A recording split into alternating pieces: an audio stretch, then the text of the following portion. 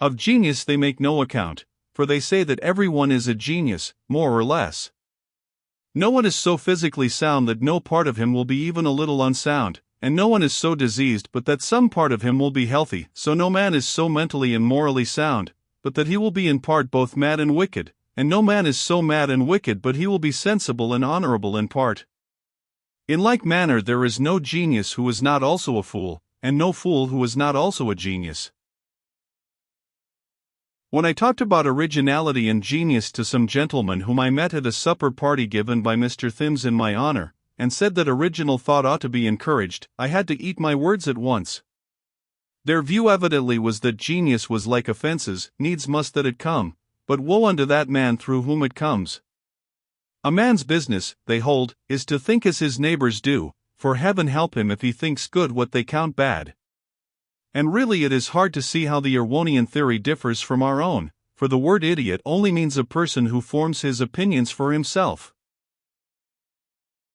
The venerable professor of worldly wisdom, a man verging on 80 but still hale, spoke to me very seriously on this subject in consequence of the few words that I had imprudently let fall in defense of genius. He was one of those who carried most weight in the university, and had the reputation of having done more perhaps than any other living man to suppress any kind of originality. It is not our business, he said, to help students to think for themselves. Surely this is the very last thing which one who wishes them well should encourage them to do. Our duty is to ensure that they shall think as we do, or at any rate, as we hold it expedient to say we do. In some respects, however, he was thought to hold somewhat radical opinions, for he was president of the Society for the Suppression of Useless Knowledge, and for the completer obliteration of the past. As regards the tests that a youth must pass before he can get a degree, I found that they have no class lists, and discourage anything like competition among the students. This, indeed, they regard as self-seeking and unneighborly. The examinations are conducted by way of papers written by the candidate on set subjects, some of which are known to him beforehand, while others are devised with a view of testing his general capacity and savoir-faire. My friend the professor of worldly wisdom was the terror of the greater number of students, and, so far as I could judge, he very well might be, for he had taken his professorship more seriously than any of the other professors had done. I heard of his having plucked one poor fellow for want of sufficient vagueness in his saving clauses paper.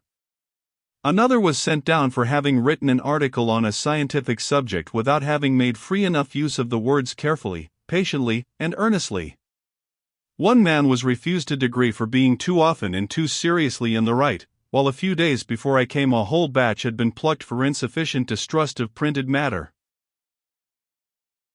About this there was just then rather a ferment, for it seems that the professor had written an article in the leading university magazine, which was well known to be by him, and which abounded in all sorts of plausible blunders.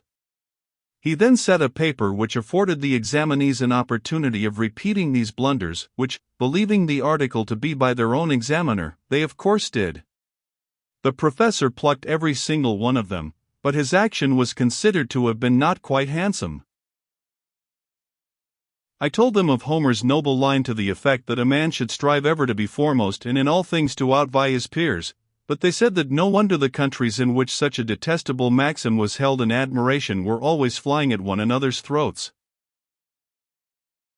Why, asked one professor, should a man want to be better than his neighbors? Let him be thankful if he is no worse. I ventured feebly to say that I did not see how progress could be made in any art or science, or indeed in anything at all, without more or less self-seeking, and hence an amiability. Of course it cannot, said the professor, and therefore we object to progress. After which there was no more to be said.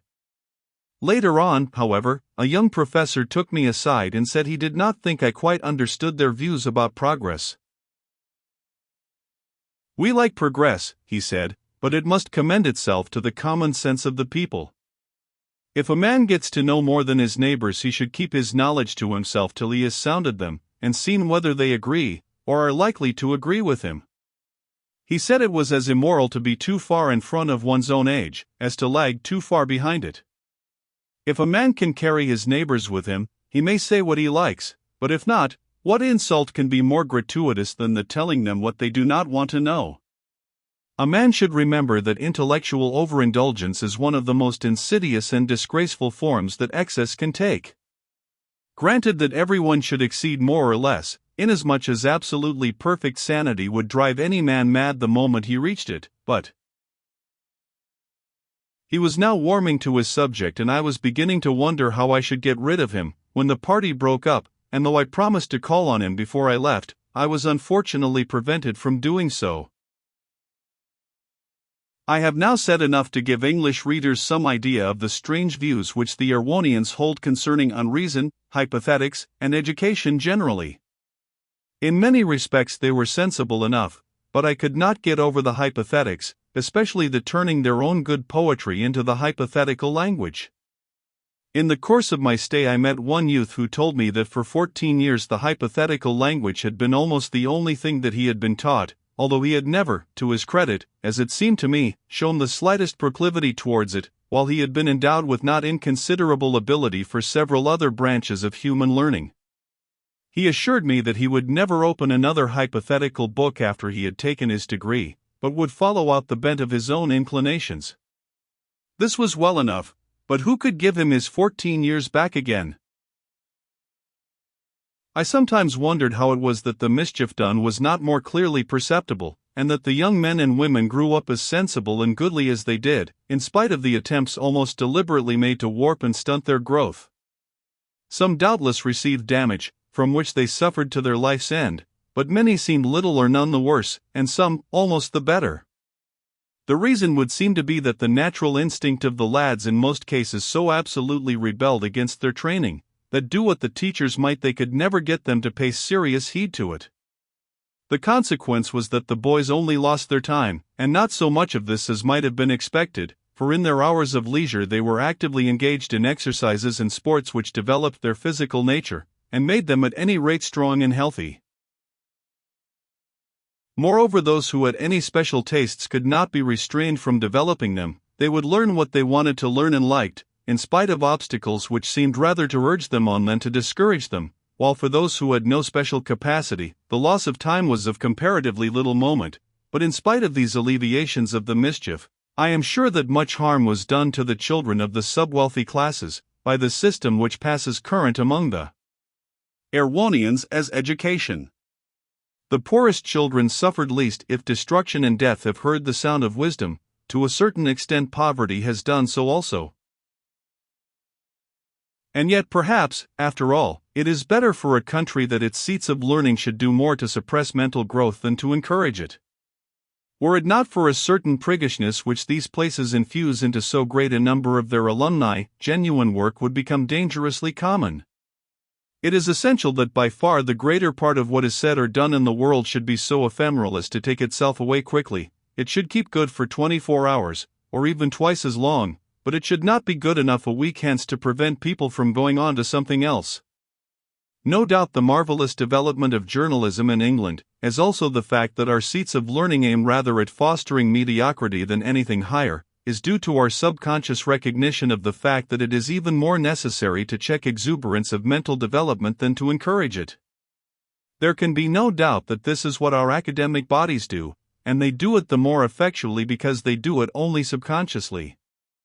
They think they are advancing healthy mental assimilation and digestion, whereas in reality they are little better than cancer in the stomach.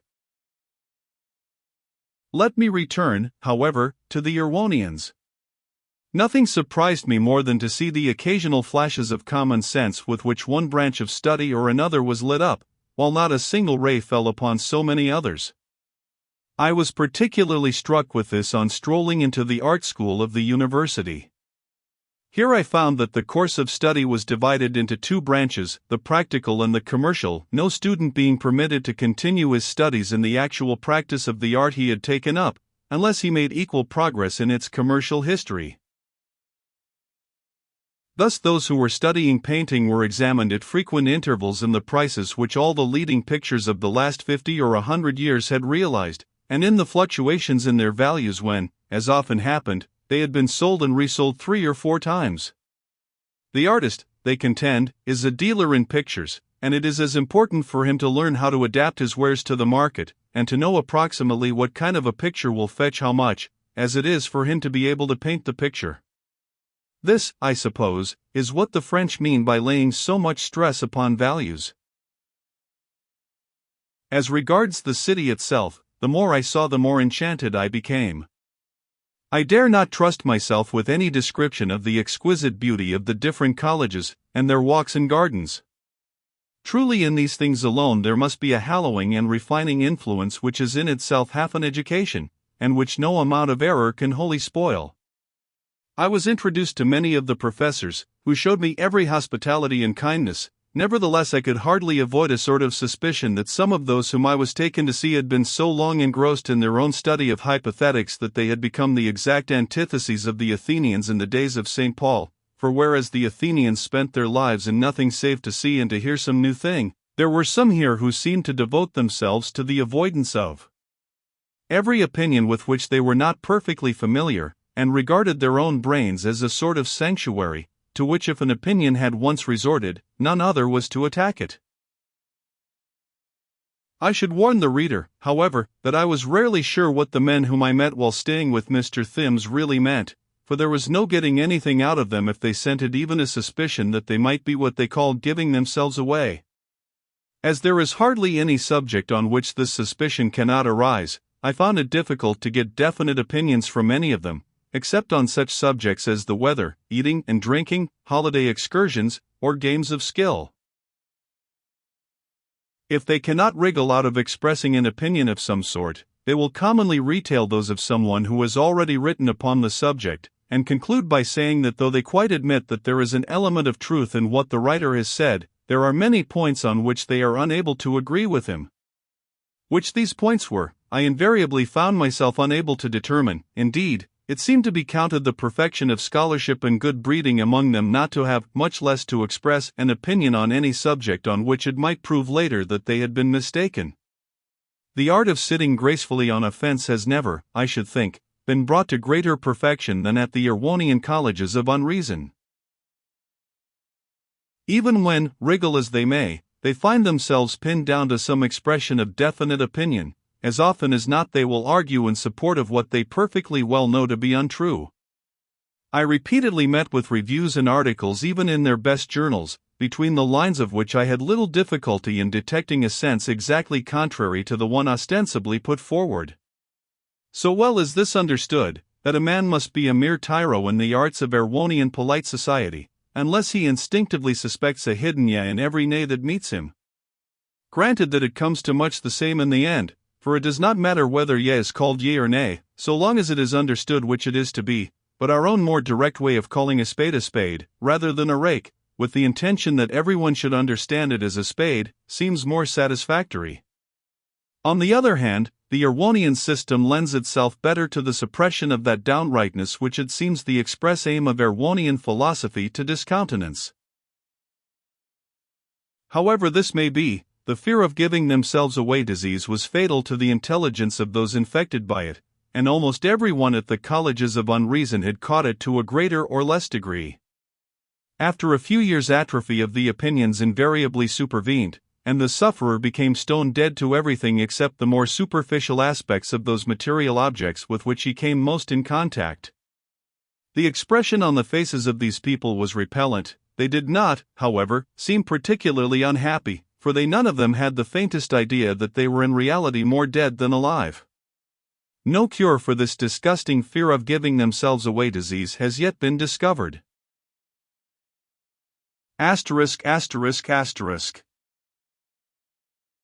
It was during my stay in City of the Colleges of Unreason, a city whose Erewhonian name is so cacophonous that I refrained from giving it, that I learned the particulars of the revolution which had ended in the destruction of so many of the mechanical inventions which were formerly in common use.